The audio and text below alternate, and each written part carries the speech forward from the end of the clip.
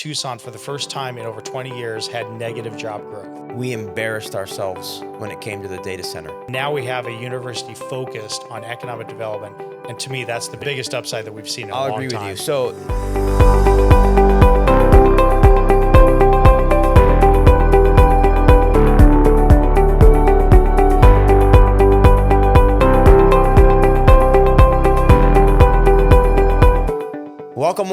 welcome to the Upside. My name is Edmund Marquez. I'm your host today.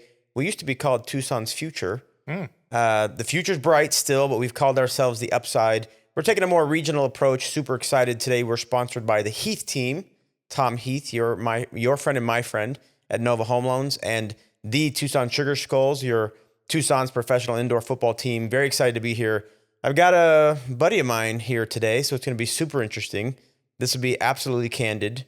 We may say some things that may upset some people, but that's okay, because if you're not breaking eggs, you're not making an omelet. So I would like to welcome Mr. Michael Guymon. He is, what's your title over there now? Chief Advocacy Officer. They made up a title for him at the Chamber of Southern Arizona. Chief That's right. What? Advocacy Officer. Chief Advocacy Officer. Okay, Yeah. So we're going to go back in time. Michael and I are the same age. He went to CDO.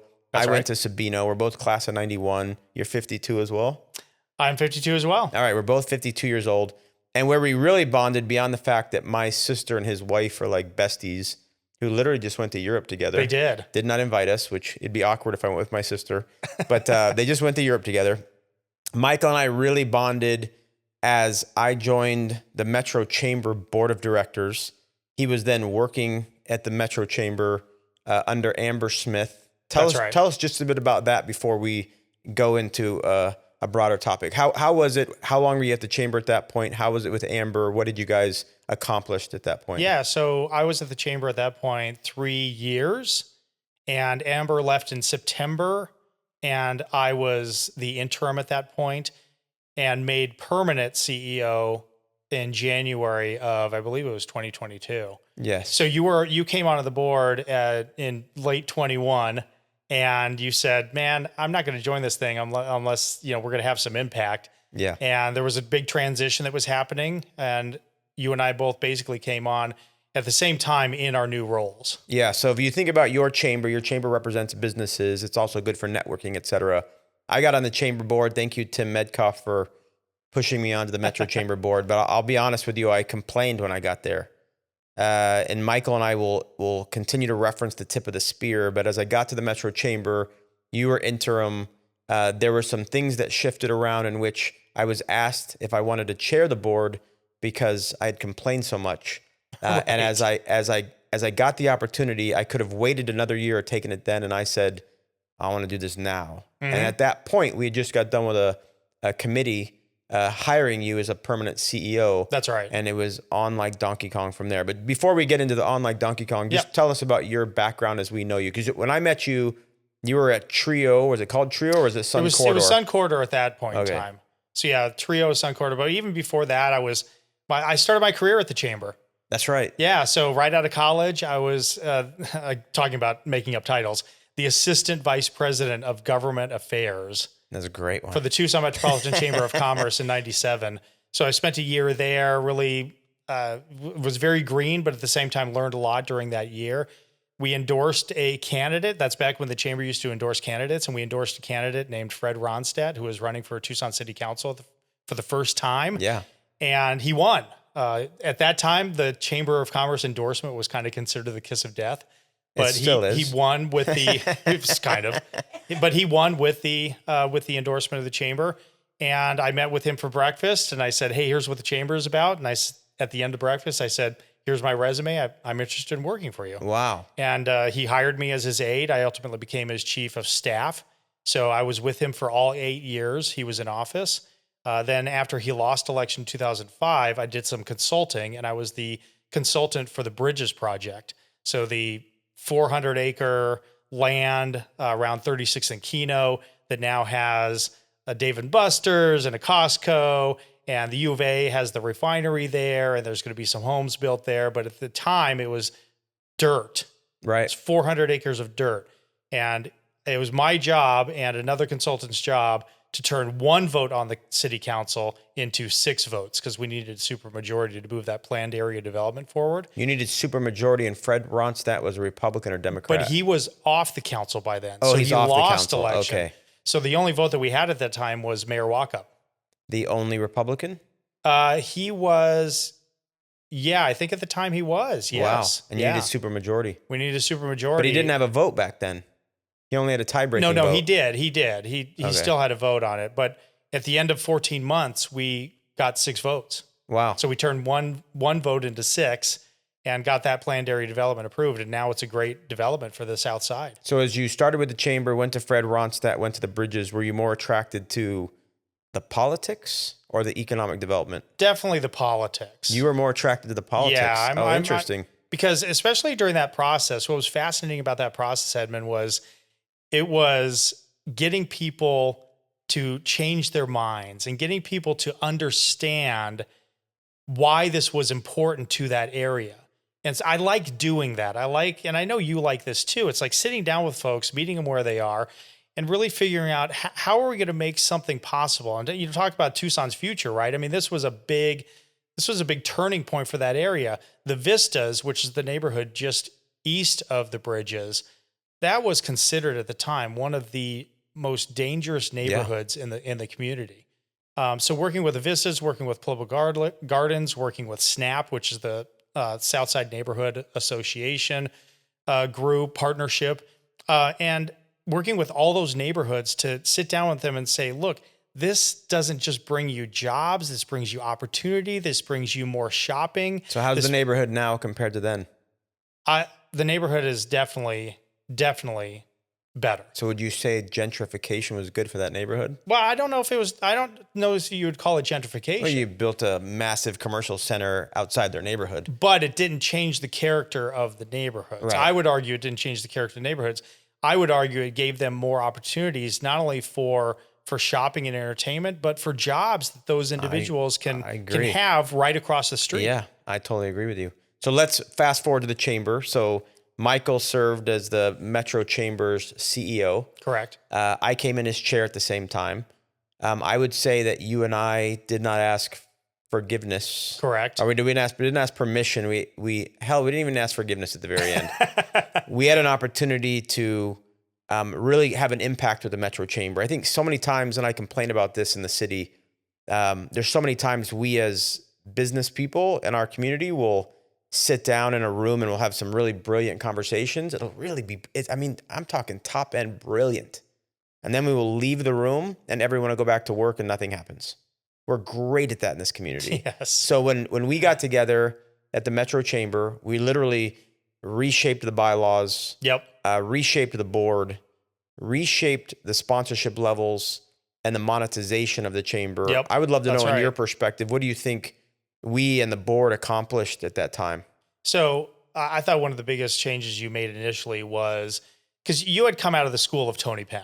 Yep. United Way. Coming from the United Way board, very professional, very laser focused on what you need to do to not only grow the revenue, but to create impact. Our favorite word is impact. Yeah. Right. So what do we do to create impact? And one of the biggest changes you made initially was the chair of the board was now 2-year term. Yeah. So I can look 2 years ahead working with you to say, okay, here's sort of the end, working from the end, backing in to say, I know when Edmund's going to transition out. So what can we do in the next 2 years together to really make an impact and turn this organization around? Yeah. Because it was at that time kind of dangling by a string. It was in a tough position. It was in a tough position. Almost broke and without a ton of impact. That's correct. I keep looking at this camera. I'll give you a sidebar.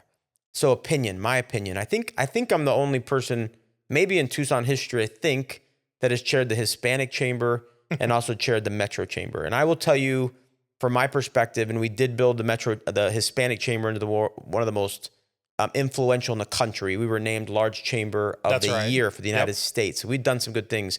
When I got to the Metro Chamber, I realized that a lot of the corporations really are mandated by their CEO or their boardroom. They have to invest in the chamber, the local chamber. Hispanic Chamber, they don't have to, right? It's Hispanic. Depends on whether they're Hispanic or that's part of the culture of their company. The Metro Chamber, they have to. So I'll tell you blatantly, we increased the prices.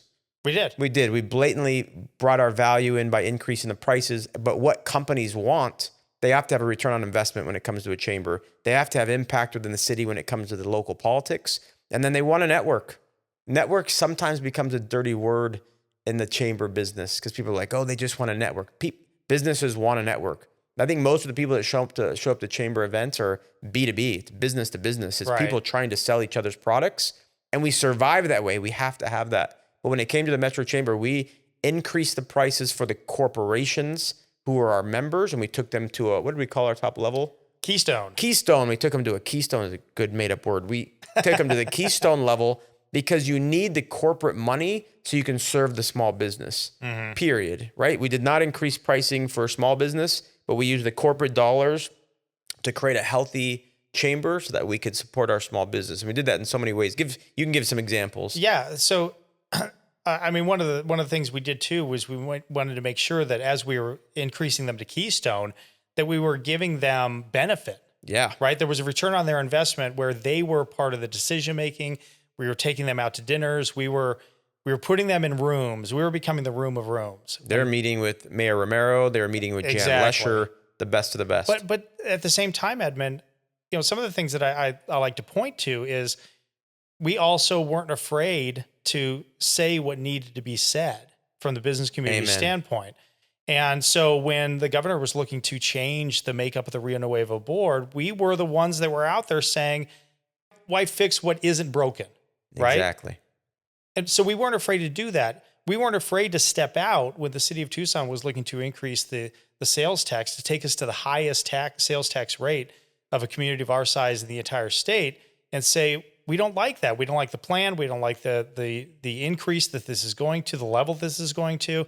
So we were willing to make more bolder moves. Yeah. And people, some of these corporations, some of these businesses, they appreciate that. They want chambers and they want these organizations to speak up. Yeah, I think a lot of times in Tucson also, sidebar, you have business organizations, our local business organizations that will also get in a room, have a conversation, agree that they like something or dislike something, but then maybe one of those organizations doesn't step forward to lead that effort.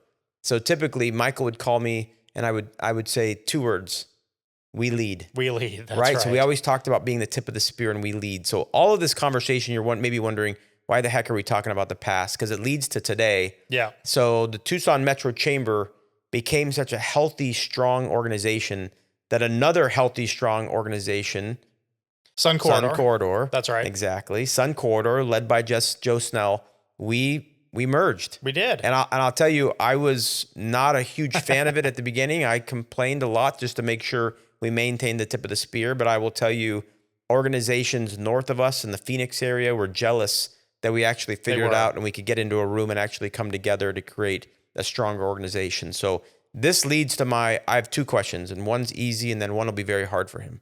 One, and I apologize in advance. One is, how's it going? Tell us kind of what you guys are up to now that the Metro Chamber and Sun Corridor have become the Chamber of Southern Arizona. What are you up to?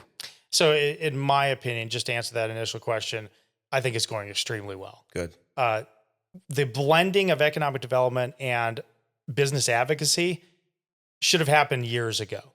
It used to be that way. Now it's back. Well, explain that though, because Sun Corridor had a role and the chamber had a role. That's right. So Sun Corridor, their role was mainly to work with companies looking to expand or relocate into this region. So Caterpillar, Home Goods, Raytheon expansion. I mean, these are all examples of things that they've done in the past. Amazon, exactly. The chamber is there to help make sure that those companies don't leave. Yeah. So Sun Corridor helps bring them through the front door, and the chamber helps make sure that they don't leave out the back door. So let's talk about that from the business sense. Sun Corridor is your sales team. Yes. And your chamber creates the value proposition. That's a good way to put it. So Joe so many times would go, give me a better product, give me a better product. And the better product was, do we have a community that says yes to business, that invites business to come here? Right now, I'm going to say no. Do we have a community that has good roads? We have 418 and 419, which probably by the time this airs, will have been voted on. Hopefully we vote yes. Probably should have taken off my button. It's okay. We're kind of screwed if we don't vote yes because our municipalities don't have the money to pave our roads, et cetera. I see so much misinformation on social media. I hope they pass. But we need to have a better product. So now by merging the two, the chamber now controls both. You're still going out to go sell. That's correct. Companies on Tucson through site selectors. And at the same time, you have to advocate to make sure that we have a better community to invite business. Yeah. And what I like about that, Edmund, is that we're able to have those conversations all under one roof. And the big initiative that we're working on right now is our Regional Economic Growth Initiative. So we announced this back in January, and it is talking about tip of the spear.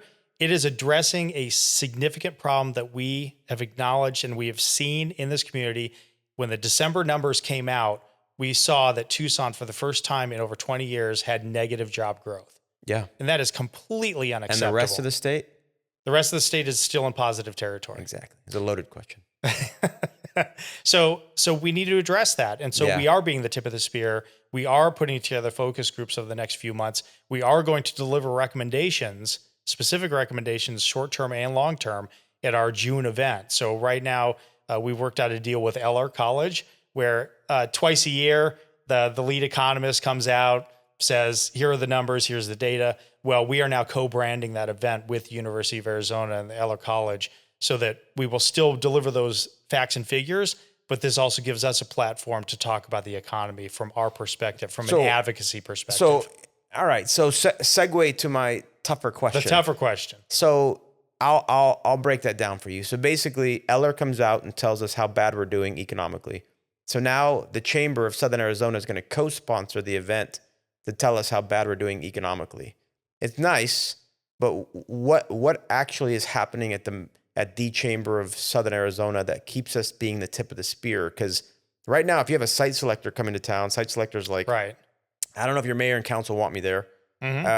Your roads suck. Gosh, I mean, there's so many different things they could hit us on. What are we actually doing besides helping Eller report that's going to help us move this along? So that's gonna be in those very specific recommendations. We have an idea of the things that we need to do, and quite frankly, it comes down to an attitude change, and part of that attitude by the jurisdictions, and you're seeing some of that happening. I mean, we went through this major fight over data centers. Yeah. Where there was one jurisdiction that said no, there were two other jurisdictions that said yes. Yeah. So is that going to be our future? Is that going to be us working with particular jurisdictions that want to say yes? Yes, I think that is definitely in our future, but we need everyone to say yes. Debate this with me. I feel we embarrassed ourselves when it came to the data center because of the yelling, the screaming, the vitriol. The vitriol, allowing people from outside of our community to come scream at our meetings. I mean, I think you almost, a couple of things could have happened, right?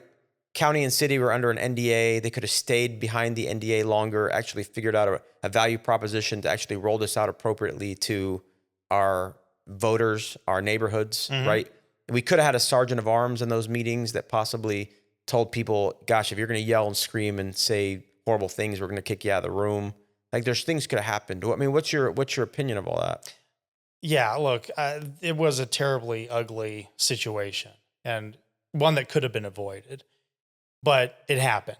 And so we just need to figure out how we make sure that doesn't happen again. Well, how do you think we avoid that next time? I think we just have to have some really tough conversations in this community. Because aren't these tougher than the ones that we have? It has to get back to one of the points that you made, where we're not just going into a room, talking about a bunch of stuff, leaving and not doing anything. We got to go into that room now, have those difficult conversations, and actually have some things that actually come out of this, some tangible results that come out of that. But, there are things that we could definitely talk about, and some challenges that I know this community faces from that perspective. But we just need to turn those conversations into action. On this podcast, we had Jeremy Sharp.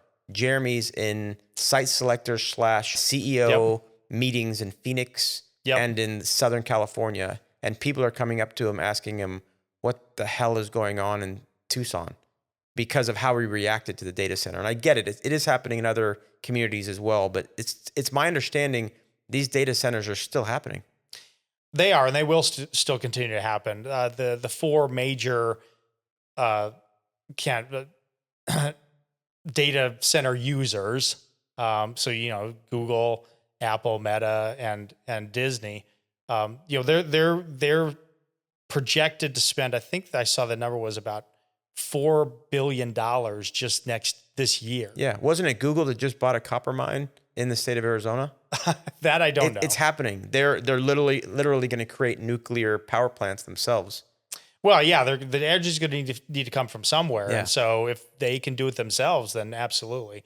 Yeah. So on a positive note, where are we heading that we can look forward to? So, I mean, I know I kind of dug into some areas. Like, what can we look forward to? Where do you think the upswing is? What's the upside? Look, the upside, Edmund, is that this community still has so much potential to grow, so much potential to understand the importance of growing jobs, so much potential to understand even the value of having good streets and good roads. But it's on us. And I think that between the University of Arizona, which is still, I'll give you the biggest upside. The change in the university leadership has been the brightest spot that I've seen from an economic development perspective in over 20 years. Because you have a university president who is now looking at making sure that they are focused on 4 very specific areas that deliver economic returns. And that's in fusion energy, that's in mining, which I know is a difficult conversation, but it's a conversation we need to have because guess what? Mines can't find ore anywhere where there's not ore. Yeah, we've demonized the word mining and we need it. That's correct. If you like your cell phone, if you like any of the technology you're using, you need mining. That's right. AI and healthcare and space and defense. So, I mean, these are 4 very specific areas. They align with our targeted industries. They align with Pima County's economic development. So we now have we have 3 major organizations that are all heading in the same direction. And it's really been the university, because the university has always been our biggest economic engine. Yeah. Bar none. Yeah. The talent they produce, the research they produce, the things that they do is the greatest asset that we have in this region. And now we have a university focused on economic development. And to me, that's the biggest upside. I'll agree with you. Biggest upside that we've seen in a long time. I'll agree with you. So if you're watching this is basically what lunch with Michael and I is like. We'll just sit here and we'll debate what's going on. And we debate what's going on because we simply love this community. Absolutely. We are Tucson boys through and through. I think our greatest upside is the University of Arizona. I agree. Could we do more? Yes. You and I got to spend time with Michael Crow, of all people, at ASU. That's right. He called me a sophomorish athletic fan, and I said I totally get it. In the end, I told him I really appreciate what he's doing because he's collaborating with business. And he has more. I think he has 6 tech parks. 7 at least, yeah. His tech parks, amazing. He's doing land deals. He's collaborating with businesses to the point where he's one of the most innovative universities. At the flip side, I told him I hate his sports teams. I mean, that's just the way it plays out with ASU, right? That's right. So I look forward to what U of A can do. I think we do have some opportunity there as long as they continue to unsilo and remove the imaginary wall around the U of A to allow business to do more business with the University of Arizona, which has been tough. And I think Pima County, Jan Lesher, she has about a year left, or less than a year left with us.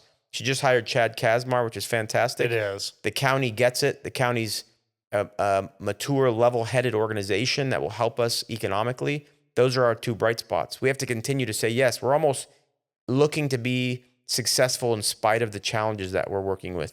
Because sometimes when it comes to the city of Tucson, we tend to fight amongst ourselves. Right. We're not realizing that we're competing against Glendale, Scottsdale, Tempe, Mesa, and they don't even consider us. They don't even look at us because we're busy infighting. That's right. And then despite everything that we're working on the business side, Travel and Leisure names us the number 7 city in the country to come visit during the winter time. I mean, we're national media. We're known for our food and our climate and our hiking and our biking. Yeah. There's so many great things going on here. We just got to continue to work on the center of town. Absolutely. Amen. Yeah, because we can't have a donut effect. Right. And we're having Detroit experienced that. Yeah. And they fell apart completely from an economic standpoint. they're starting to rebuild because they realized that was bad. That was the wrong thing to do. So they are rebuilding. They're the center of Detroit. Joe was actually just there for a conference, and he said, man, I haven't seen investment like this happen in a long time. And so we need, and that kind of gets to the action side of this as well. We need strategic investments at the right area, but we cannot allow the city of Tucson to fail. Amen. And one nugget in the midst of that, I think, is south of the airport, because we are decades behind developing that land south of the airport, which should be industrial, which would bring a ton of companies to town. Yep. Awesome. Well, Michael Guymon, thank you very much for being here with us. It's been fun. You've got to see us debate. We literally, again, do this at lunch. I want to just thank you for watching The Upside, and we'll catch you next time. Thank you.